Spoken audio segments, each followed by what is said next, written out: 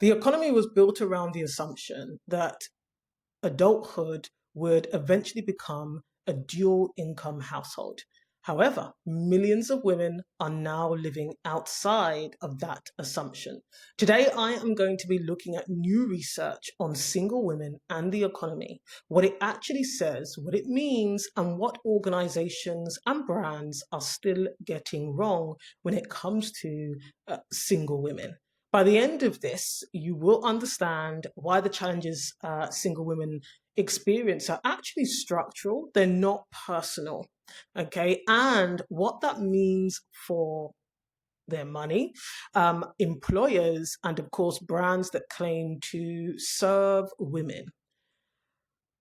And we need to start actually by looking at some of the statistical data around singleness, because at the moment what we see is distributed data that doesn't actually always filter between men and women, okay? And even the definition of singleness is really interesting. So unmarried, not in a relationship, living alone are all different measures, okay? But every measure is generally pointing in the same direction. So in the US, roughly 1 in 3 adults is single. In England and Wales, it's about 38% of adults who identified as single in the 2021 census.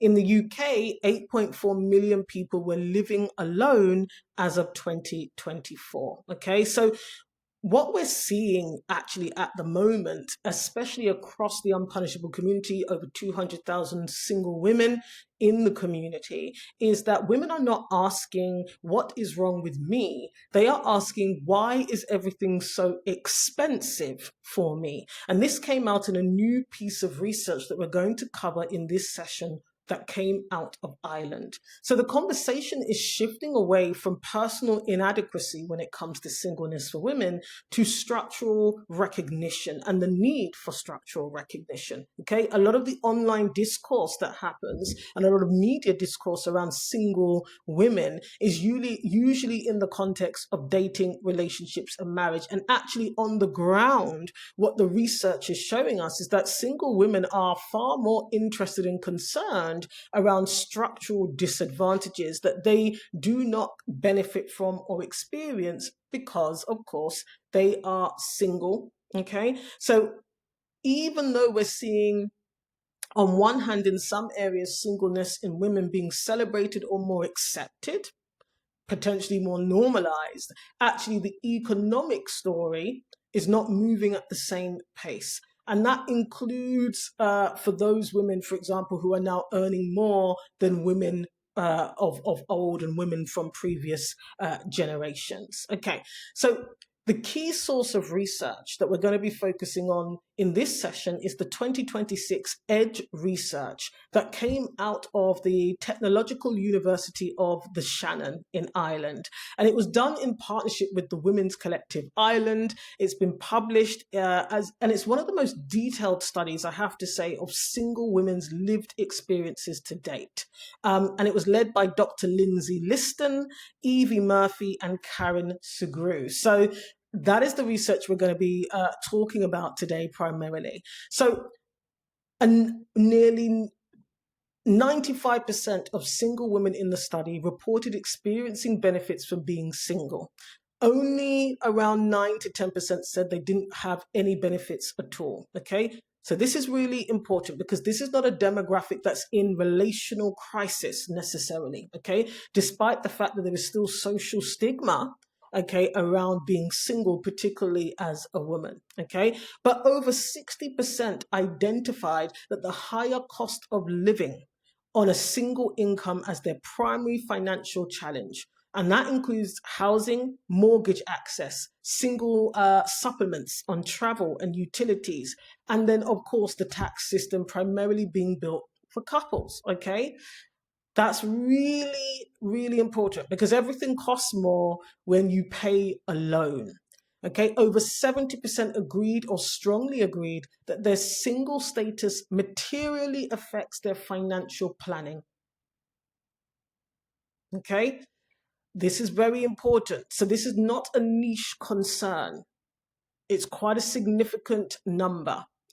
And then nearly 50% reported struggling to access the property ladder as a single woman. And this is really interesting for Ireland because, of course, in other places in the world, like the US, it's been reported that single women are amongst the highest home buyers there are. Okay. Nearly 80% cited freedom and independence as the overwhelming benefit of being single. Okay, which is fine. We already kind of knew that. And also, this is important. So nearly 80% cited freedom and independence as a core benefit. And then 60% said living alone is their ideal living preference. And this included, by the way, women who do desire to be in a romantic relationship. And kind of anecdotally, we're seeing a lot of this, especially across the unpunishable community. There may well be women who still desire some kind of partnership, but actually they prefer to live alone. Okay, so this is what the data is showing us. So here's some of the things that we can infer from that data. This is the point where I want to talk about some of the assumptions and the invisible contracts that exist around women, single women specifically, and their lives. Okay, so remember, the status quo across the world and across multiple cultures is that a woman will leave her home with parents and she will move into adulthood in terms of partnership specifically. And that's what adulthood looks like for women, because partnership provides economic stability, security, and then you also benefit from the financial infrastructure of life because it's shared. All right. And so the economy was designed for a dual income household. And because of the fact that now women, a lot of women, as per shown in this study, prefer to live alone. Okay. We do not have an economy that is set up for that. And actually, a lot of infrastructure is not set up for that. And the challenges single women face are predominantly structural and societal rather. Okay, they're not always and predominantly personal and psychological. And what we can infer from that, of course, is that these women are saying the system is wrong, outdated, one-dimensional, or dual-dimensional, if you think about it that way. They are not the problem. And a lot of the times in media, general media, single women are being positioned as the problem, when in actual fact, it's the system. Okay, so it means that things like applying for mortgages, applying for rent, leases, and to rent property on single incomes can be very challenging. Tax systems obviously advantage coupled households. Pension projections, often built around two earners, for example. And then, of course, you've got, the fact that often we're paying single supplement as single women in travel, utilities, and of course, insurance is impacted by this as well. And so this is the kind of first kind of research that we really found here at Unpunishable Woman that really named the systemic failures rather than personal inadequacy for single women. And we can see very clearly for those of us who are a little bit ahead of the curve that the question is shifting from what is wrong with single women to why is the system not accommodating and structuring itself around a reality. Okay, it is a reality now that in 5 years' time, there are going to be more and more single household and single women specifically in those households. And this shift has commercial consequences. This is really important for organizations and brands to realize. And we talk about this here at Unpunishable Woman in our Single Women Economy Brief, which is a kind of research piece we've done on the way the workplace, brands and organizations will have to shift according to what the data is actually showing us. And this is quantitative and qualitative data. The link to that brief, of course, if you want to know more about that, will indeed be in the description. Okay, so for example, if we look at financial services, single women are not underserved because they are hard to reach. They are underserved because the products don't all exist, right? So there are actually probably more aligned, okay, and purpose-built products in the financial sector that could be built for single women and to recognize single women, especially when you think about the great wealth transfer that is being spoken about and heavily researched. Women are going to be a large kind of cohort within that segment who actually are inheriting this wealth. And a lot of those women are going to be single. And this is very interesting because in previous times, the way women spent and the way organizations, specifically brands, would market to women, it's still like that today. They are often marketing to women who are making purchases for children, making purchases for partners, making purchases for families. But actually, that shift is happening already, whereby there are significant portions of your customer base, of your audience, of the demographic that you market to, who are not buying through the lens of motherhood, who are not buying through the lens of partnership, but also they're not even necessarily buying through the lens of being in a deficit as a single woman. They are buying actually very proactively with a view to making their life comfortable. And that, I think, is a really interesting proposition for consumer brands, for example, right?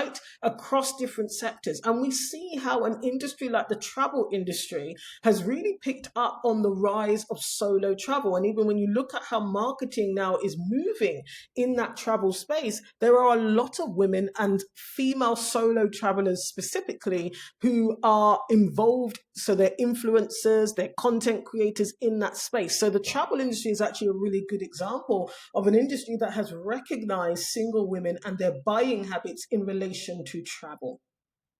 When it comes to housing, that report showed that a good proportion, over 40% of women are struggling to access the property ladder.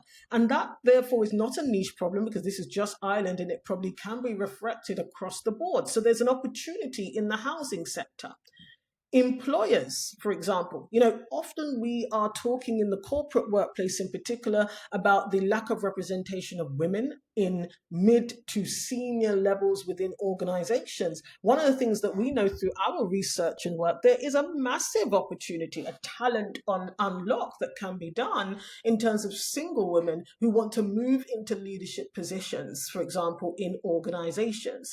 But equally as well, single female employees have no financial safety net. And so when you look at the benefit packages that a lot of organizations have, they often assume that this is a partnered household, or when it comes to women specifically, there's an assumption that that woman is a mother or will be becoming a mother. And so when we look at the benefits and the things included in the policies and the packages, it doesn't really speak necessarily to the single unpartnered women, but also women who may not have children, okay, who may not be parents. And so it provides some structurally less value to a single employee, even if, it appears like the nominal package is the same. And this is really, really important. There's an opportunity here around the way workplaces and employers look at women in a more multifaceted way. And then the other thing that we saw emerging, obviously, from this report is that 40% of women in the research want women's social networks. And so we know community is really important in general. Community, though, is very important often for single people and single women.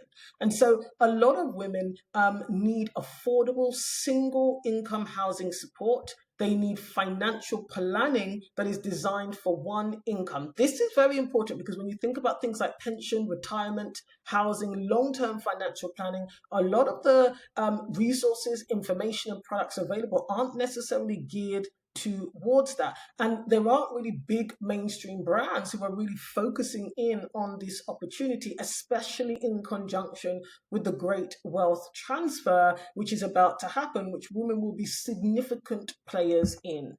And so it's really important actually that financial services, housing, and employers start really paying attention to these shifts that we're seeing, because single women are a significant consumer buying group.